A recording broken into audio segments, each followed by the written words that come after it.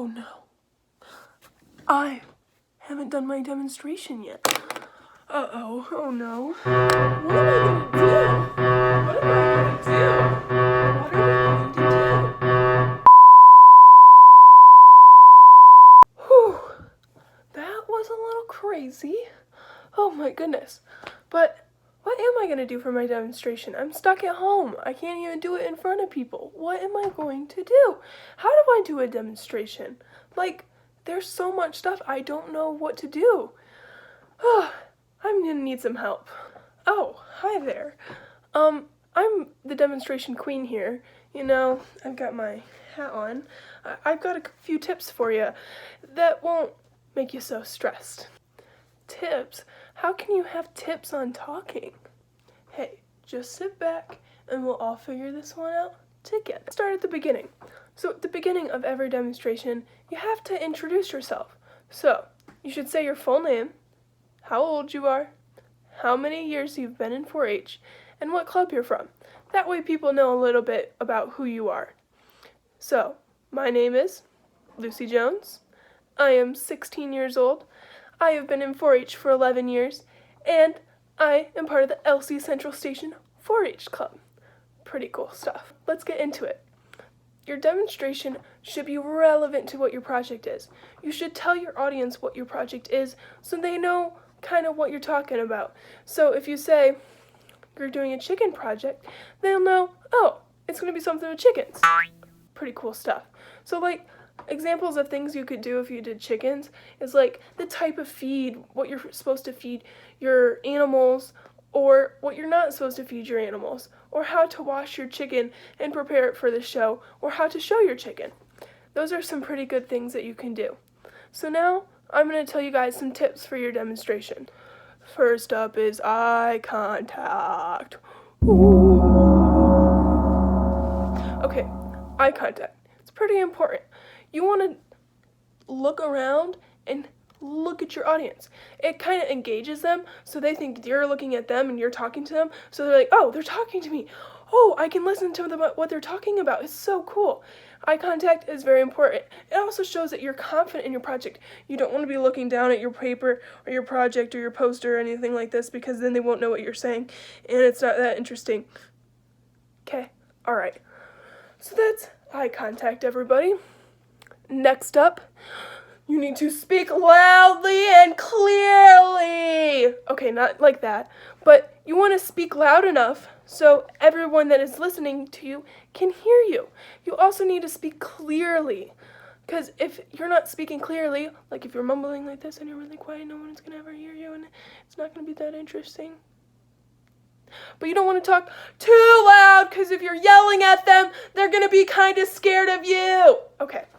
That was pretty much it for that part. So, most importantly in your demonstration is to be relaxed, and you need to smile, and you need to enjoy the experience, because you can do it. Demonstrations are so cool. It is your time to show off what your project is about.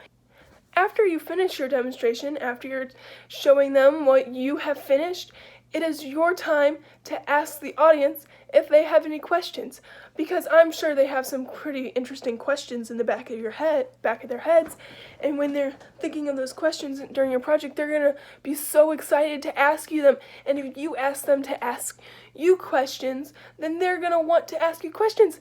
They'll be like, oh my goodness, this project is so cool, I want to learn so much more about it. So, have fun, relax, show off what you got, because you can do it. What if I get nervous? Because I am really scared to do my demonstration. Sometimes we all get a little nervous, you know what I'm saying? Like, you're about to go on the roller coaster and you're going up the really tall part, and then you're leaning over the end, and then there's the giant tarp, and you're like, oh no, I'm gonna like scream because this is gonna be so scary. But you know what? That's not what your demonstration should feel like, because you can prepare for it. Prepare. You can write out a script, you can put out a slide, and then you can write some notes on what you're going to say, and you got to practice those. You can practice in front of your parents, your siblings, your friends.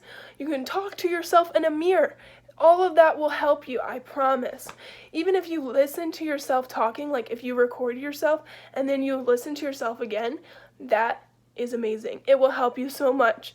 And it's okay if you're nervous, because I get nervous sometimes, but you can do it. I promise you. Demonstrations are fun.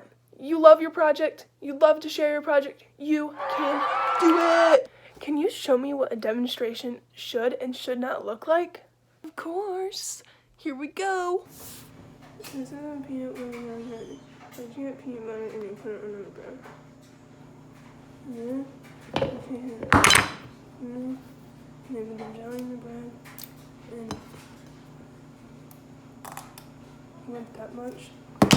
And you put the jelly on the bread and then you spread it. And then you put it on. Okay, that was really bad.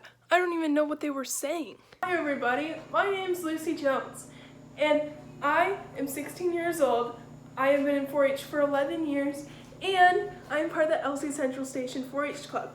Today, I'm going to make a peanut butter and jelly sandwich.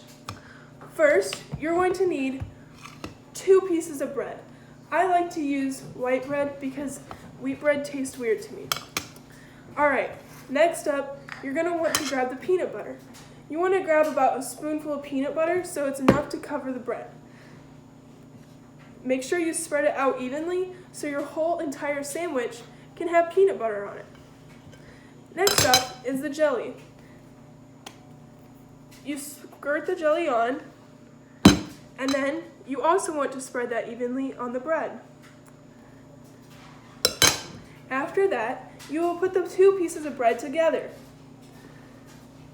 I like to line them up evenly. That way, the peanut butter and jelly are evenly on my sandwich. You can cut your sandwich into triangles, like this, and then you can share them with your friends. This is how you make a peanut butter and jelly sandwich. Is there any questions? That was a lot better. I think I know how to do a demonstration now. I'm glad I could help. Good luck on your demonstration. I learned a lot about how to do a demonstration. It's not going to be that stressful now that I am prepared and I know how to prepare for it.